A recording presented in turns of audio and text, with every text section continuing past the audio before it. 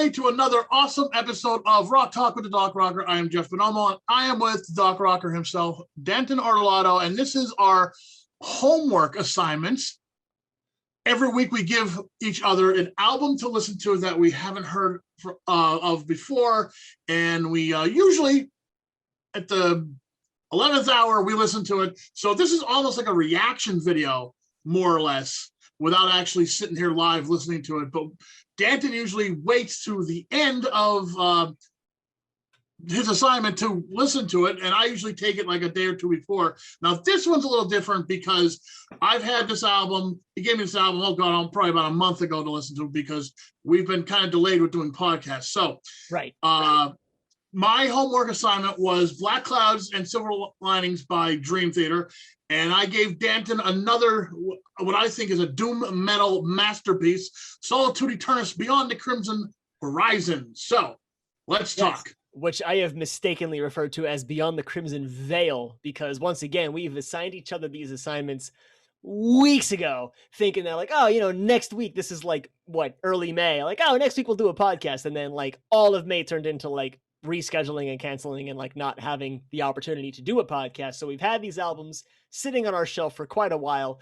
And those of you that are following our homework segments for the last couple of months know that like Jeff is a lot more thorough with doing the homework. He'll listen to the album several times. He'll do some digging. He'll do some research and figure out what the album's all about and look at what the songs are inspired by. And I'm the exact opposite. And I think that's part of what is the fun of this segment, and hopefully those of you watching find enjoyment in that and like seeing Jeff's thorough digging and my kind of like on the spot like first reaction. So my apologies for our delay in getting you this first homework segment that we were planning to do the same day that we filmed and launched the punk rock segment with our friend Jeremy Petroshonis. I had some technical issues that day and couldn't finish listening to the album. For some reason, my phone just crapped out and like lost all connection to the internet, and I couldn't finish listening to the album that I was listening to that day of.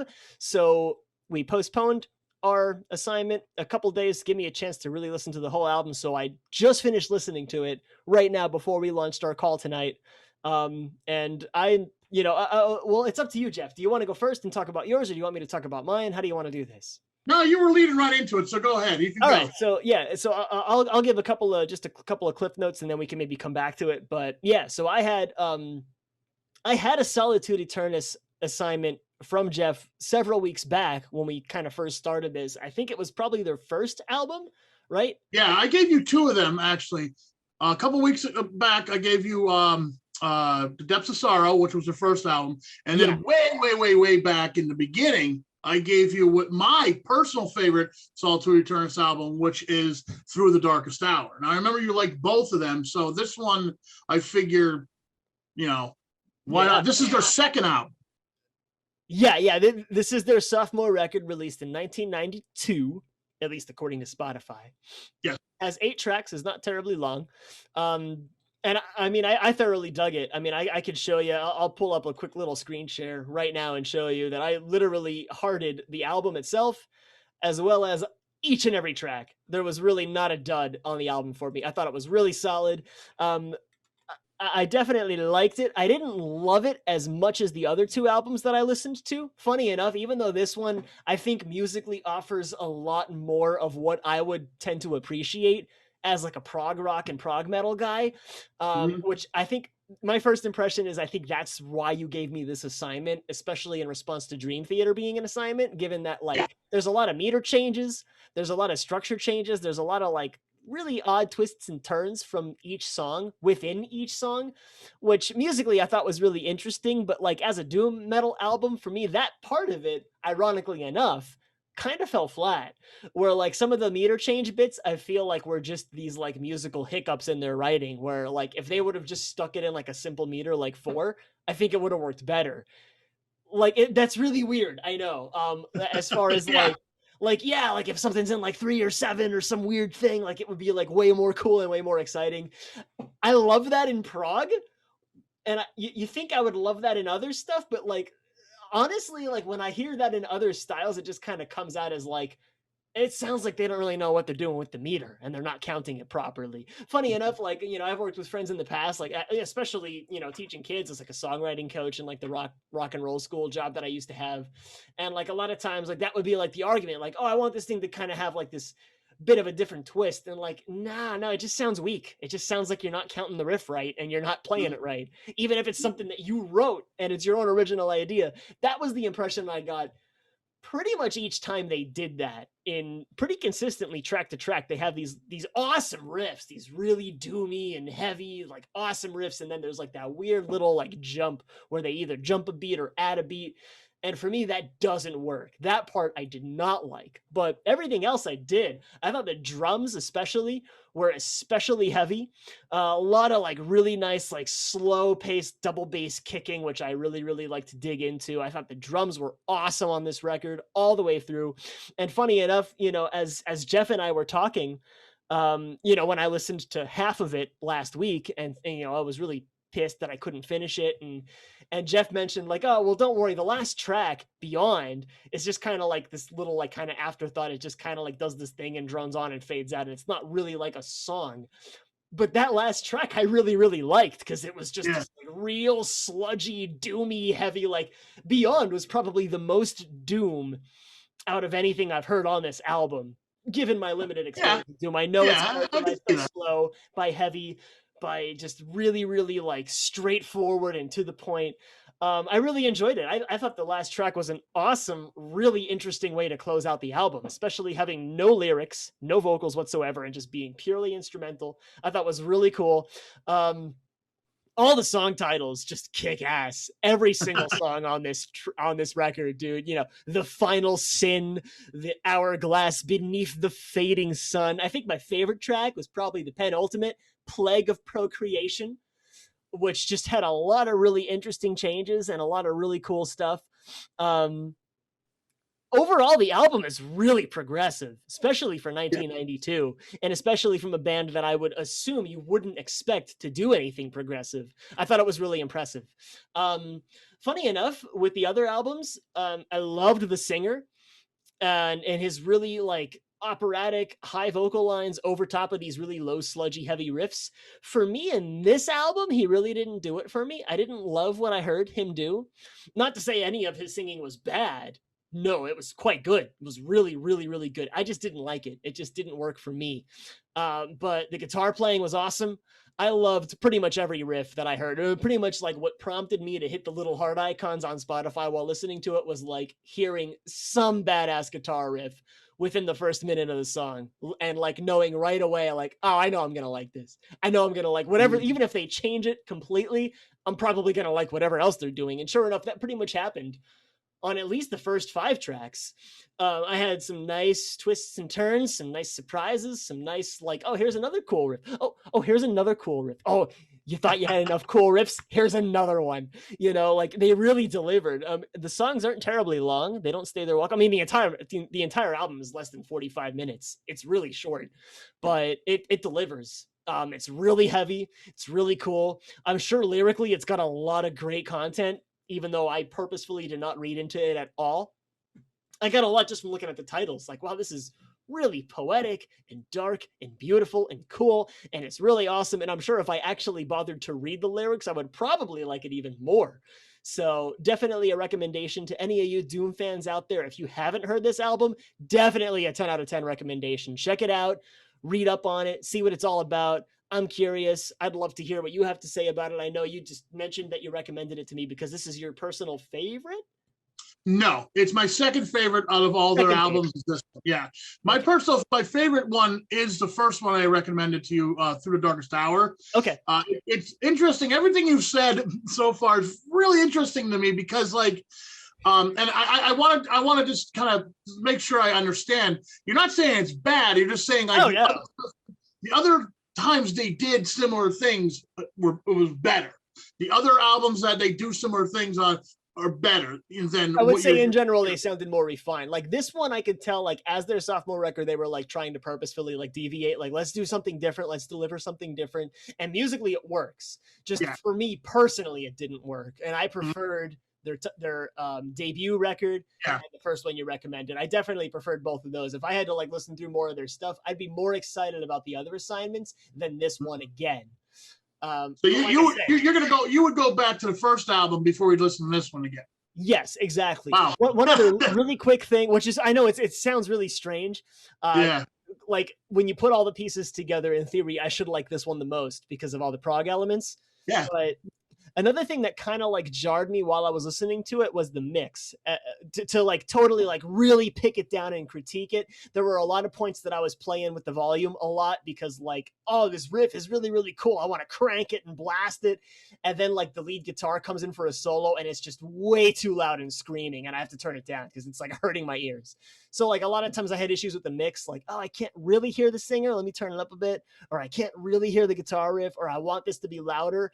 And then other parts it would come in and like you could almost actually hear on the surface level big volume changes. It sounds like really poorly mixed. That part I really didn't like. I hate playing with the volume knob. I like just leaving it and setting it and relying on the basic mix of the album to carry it for me.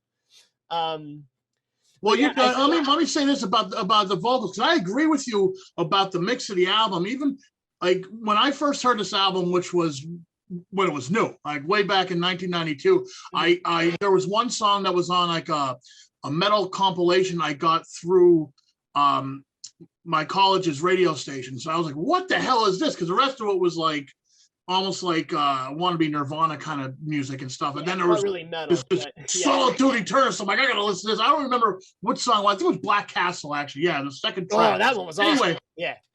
Anyway, what always stood out to me about this album as not a good thing is the vocals. Sometimes he's buried in the mix vocally. Yeah, and it's not his fault. It's definitely not his fault because you could tell he's like laying in, he's belting, he's really delivering the lines really, really well. Yeah, he has solid mic technique, but it's definitely a mixing issue. Whoever was engineering and producing this album really did a crappy job. I'm sorry. Because there was a lot of times I was playing with that knob and I could tell like, oh, here's a big cut, here's a big dip, here's a big change in volume that really like it distracts me from the musical experience of listening to the song. Not only the first time, but the second time I actually listened to this in preparation of tonight's podcast. It was like, oh yeah, still playing volume tag here. Everything you said about this album, though, like comparing it to the first one, like you're saying the first one they did it better. I feel the complete opposite. Like everything they did in the first album, I think they did better in this one. Like you can easily argue that totally musically makes sense. Vocally, musically, lyrically, everything.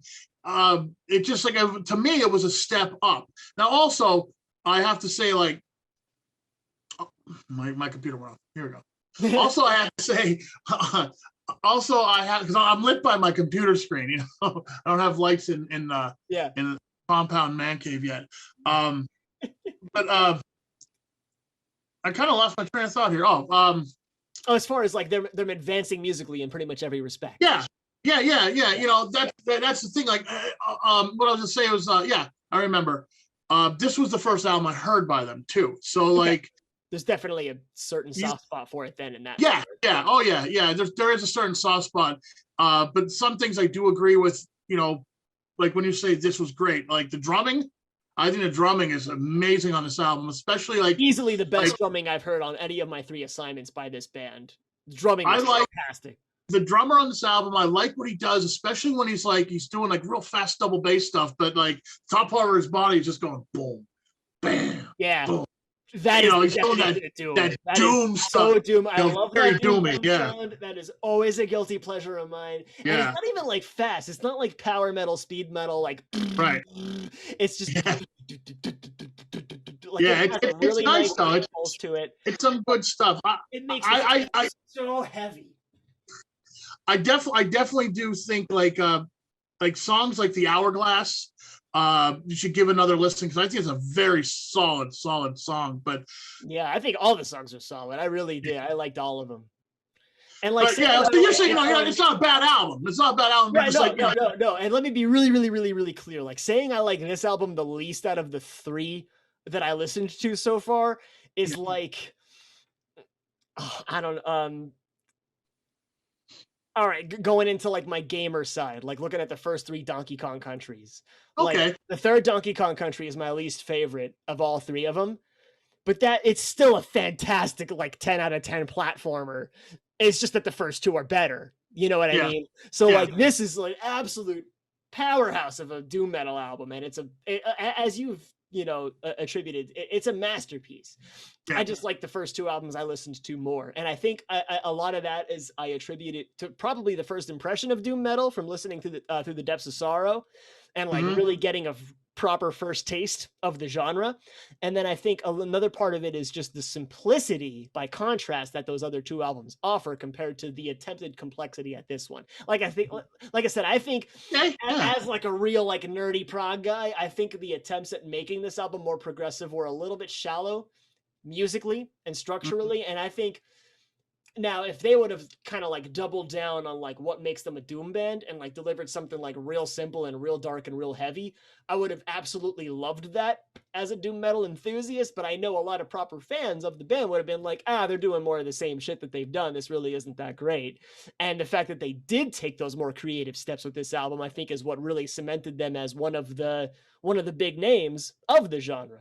So I would argue that genre's not that big, even if it just doesn't appease me personally. So don't take my personal taste of it not being as fun for me as the other two albums as any means that it's musically less capable than those other two albums, because that's not true. Well, that's not true. They have 3 more albums, so the band's actually defunct right now.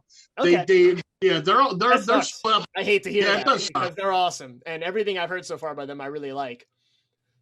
But their vocalist has been doing a lot of stuff lately with different bands. Robert Lowe's been, he did a brief stint about 10 years ago with the band Candlemass, which is another big doom band. Okay. And right now he plays with a band called Tyrant. They released an album. Now Tyrant's a old school metal band. They released their first album with Rob being the vocalist. First album they released probably in about 15 years. New vocalist, Robert Lowe. That's more of a traditional metal band with touches of like doom. When did that come out? Do you have an idea? That came out last year. I talked about it one of our first podcasts we did of what we were listening to. It's called Hereafter. I remember you mentioning the name Tyrant. I was like, I haven't heard of those guys. I got to check that out. It's on my list, but it's a fantastic album, man. It's who knows? Maybe that's a homework assignment in your future. Who knows? But let's move on. Love to listen to it. That would be great. Let's move on. Yeah, let's move on from Solitude Aeturnus to the Almighty Dream Theater with their something completely different. Yeah, studio album. You know what though? In a way, it's not that completely different though. And I'll let you know why in a little bit. Okay. Black Clouds, Silver Linings, 10th studio album by Dream Theater, released on June 23rd, 2009. It's the band's last album to feature drummer and founding member Mike Portnoy before his departure on September 8th. 2010. That's when he left the band officially. Right, because they did a tour for Black Clouds. I got to see them when they did that tour. Oh, you did? Okay. Yeah, when they played at the Tower Theater in Upper Darby. It was either like that summer or like the following year before he left. Marissa and I got to see him, and it was fun. My first impressions of the album, it's a damn good album. Now I've been listening to it like for a couple of weeks now. Mm-hmm. I've gone over it a couple times. I listened to it more than a couple times, actually. Yeah. I love the heavy guitar sound that Petrucci has on this album. His guitar sound on this album, it is like perfect. Like, it is like best. I would say perfect. It's such a good sound on this. He always has a good sound, but for some reason, this one, I don't know what they did or what, but I think because the writing's a little different. There's lots of riffs, lots of real cool riffs, but here's the but. None of these riffs in this album are more memorable than the ones on the other albums. That's how I say there's a little connection between what you say about the Solitude Aeturnus album, what I'm saying here. It's a good album, but the other Dream Theater albums I've heard that I like are better. Yeah, okay. It's okay. Highlights: A Nightmare to Remember, great song. Yeah, Shattered Fortress, another great song. I really liked it. So I started digging into it, of course. I really like how the lyrical themes, the lyrics were written by Petrucci and Portnoy, and they're mainly all about like their experiences, whether it be like disturbing or difficult moments in their life. That's really interesting stuff. Like I was more interested in the lyrics sometimes than the music and the vocals and stuff. Even James LaBrie does a great job. Again, I love him. I love how he sings, and you do too. I think he's yeah. great So on this album. Yeah. Yeah, he's great on this album. And, some Dream Theater guys, some Dream Theater fans are like, oh, he's the worst part about the band. Well, you know what? I think he's still pretty good. I like the tone of his voice. I like him. So there. I like the way he does it too. And I know I think that's kind of a bit of a hot take. I think the general consensus is a lot of fans don't like him as much as the rest of the band, which I can't wrap my head around that. I don't understand why. Oh, well, whatever. Yeah. A Nightmare to Remember, like I said, that's a great song. I was based on like a childhood car accident. The Count of Tuscany was interesting because it's based upon an actual encounter John Petrucci had in Tuscany. What's like this weird Italian guy. Yeah, that song is kind of weird. That one is honestly my least favorite. For me, like I think the first 4 tracks on the record out of the 6 that are offered are like some of the best Dream Theater has to offer. And whenever I listen to this album, I usually do the first 4 and then I usually stop. I mean, The Best of Times is this beautiful, like tear-jerking, sentimental, about like a father and son relationship that's really healthy or whatever. And it's great. But like for me, it's a little too anthemic for what Dream Theater does. Yeah, that's the time. That was like, that's an ode to Mike Portnoy's father who died of cancer. Wither, that's a good song. I love it. You're right. It's not something I'm going to go back to. I'll probably skip over that song because it's pretty sad.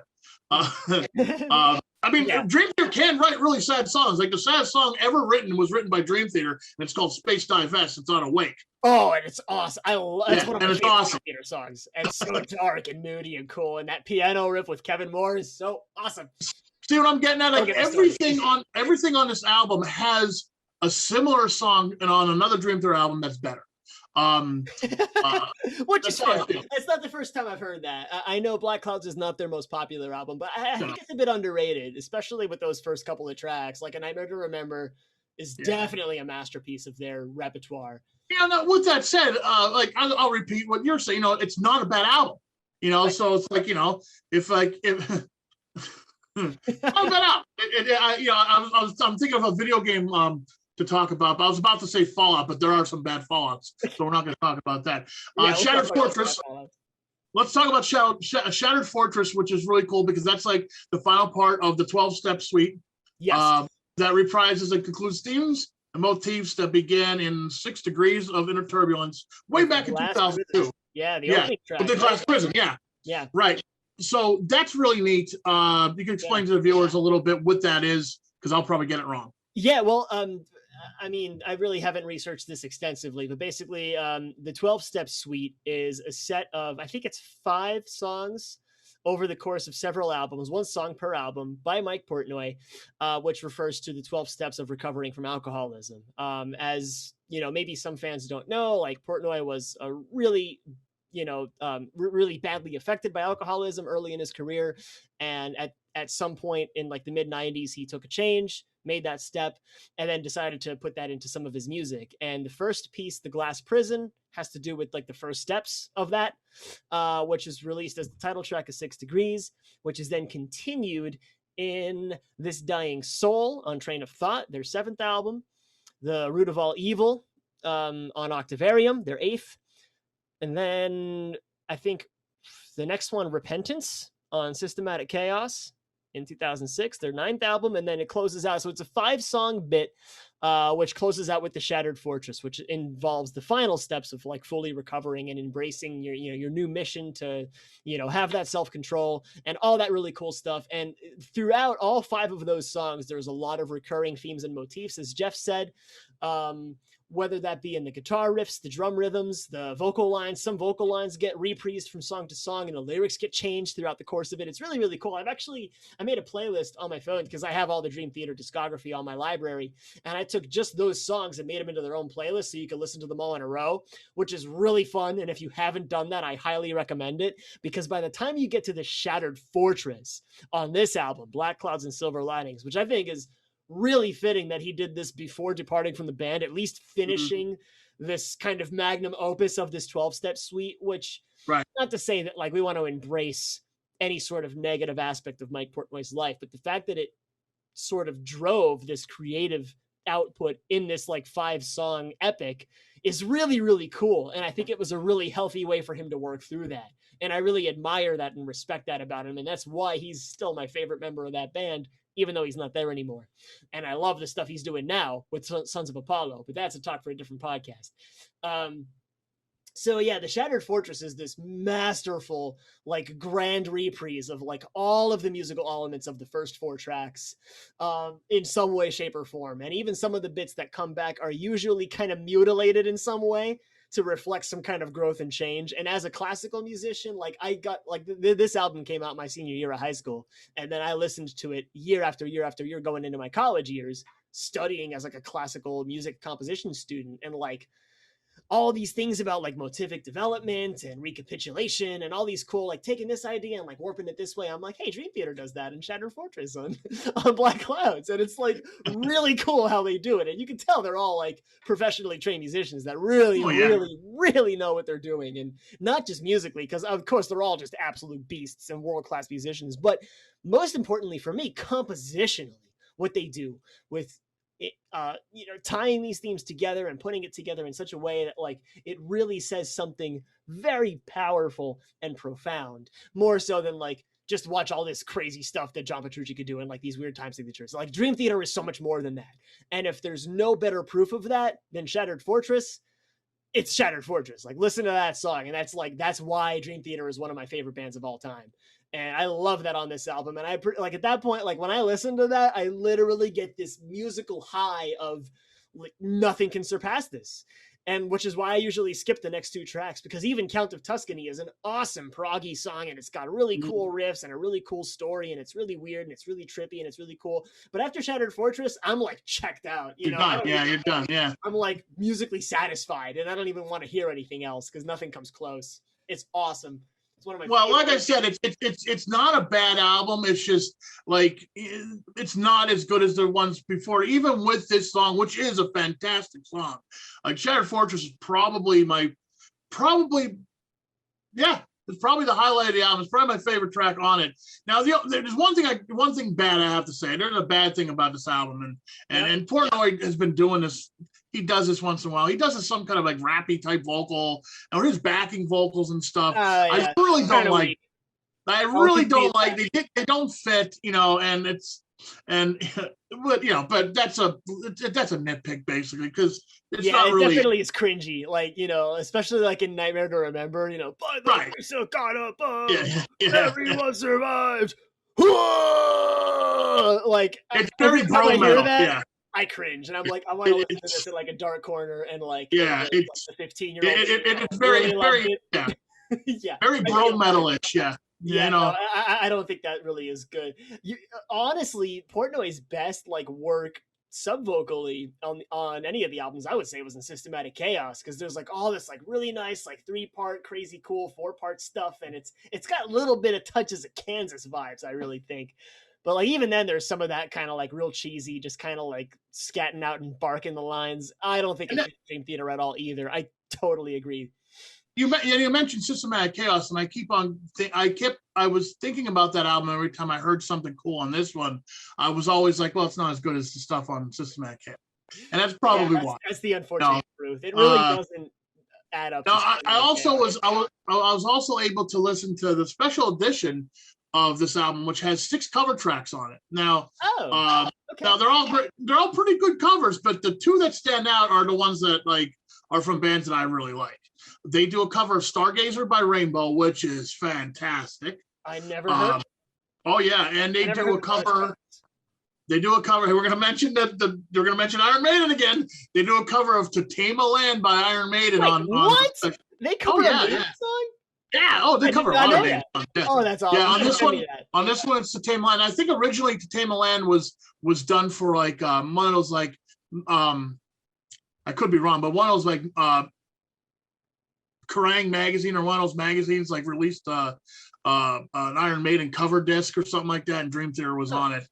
One of those, yeah, it was one of those tribute things, I think. But yeah, this is on a special edition. There's four other tracks. I don't have them listed in front of me. So, but there were other songs that I don't like as much as Stargazer by Rainbow. They do a great job. Stargazer is a great song, but yeah, To Tame a Land by Maiden is also there. So I listened to them and I was like, oh yeah, I've heard them cover this before. But yeah, if you look back on Dream Theater's like bootleg stuff, when they do like a second night back in the day, they used to do a second night and just do like an album that they loved, and they would just release it as a live bootleg. Like they've done Dark Side of the Moon, they've done Number of the Beast, they've done Master of Puppets. So wow. Dream Theater, yeah, I did not know they did all that. Yeah. Check them out. They're flying around somewhere on YouTube. So, but that is what that's our homework for this week. Yeah, that's what I think about Black Clouds and Silver Linings. It's good. Not great, so I'll give it, since it's Dream Theater, I'll give it a 8.5. Yeah, that's solid. I mean, for me, like with that album, the tracks I do like on it, I really, really like, and they're some of my favorites. But overall, the album does kind of fall flat. It just pales in comparison to what they did prior with Systematic. It does. It's not bad. And it's not a bad album. It's great stuff, but like for Dream Theater standards, it definitely doesn't. It's not their strongest, which is a shame because musically it's really, really solid. But yeah, it's kind of funny how we both have this kind of same consensus about these very, very different albums, and how we kind of have the same sort of assessment of them. That's very, very interesting to me because I was not expecting that at all from you. Yeah, there's better Dream Theater out there, okay. But it isn't bad. Yeah, I accept that. That's totally fair. Like if there's a Dream Theater album I really don't listen to much, it's probably Falling into Infinity. It was probably the one that I don't listen to out of the Mike Portnoy era.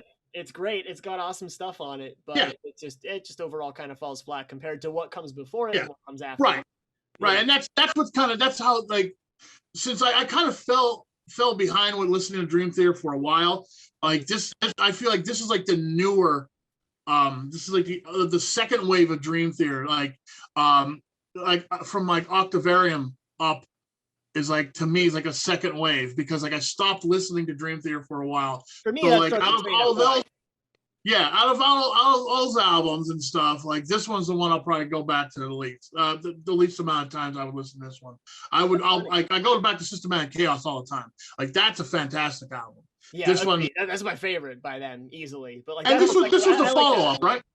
Yeah, this was the follow up. Yeah. Yep. That's what I thought. Yeah. So that's why I'm constantly comparing it to the other one. So there we go. There's our homework for this week. Yeah. So I hope you enjoyed our little critiques, and by all means, please go check out these two albums and listen to them for yourself. We'd love to hear your opinions. Whether you post songs from these albums on our Rock Talk with Doc Rocker Facebook group page, or you leave something in the comments, saying what your impressions are of these albums, whether that be back when they came out or listening to them now after just hearing about them from us. That would be really cool. We would love to continue this conversation and have more of that kind of cool Rock Talk stuff going on. So we'll be doing another homework segment later this week. We'll be listening to some other stuff, and I get a feeling I already know what Jeff's going to send me, but we'll see what he sends. And we'll take it from there in a couple days, people.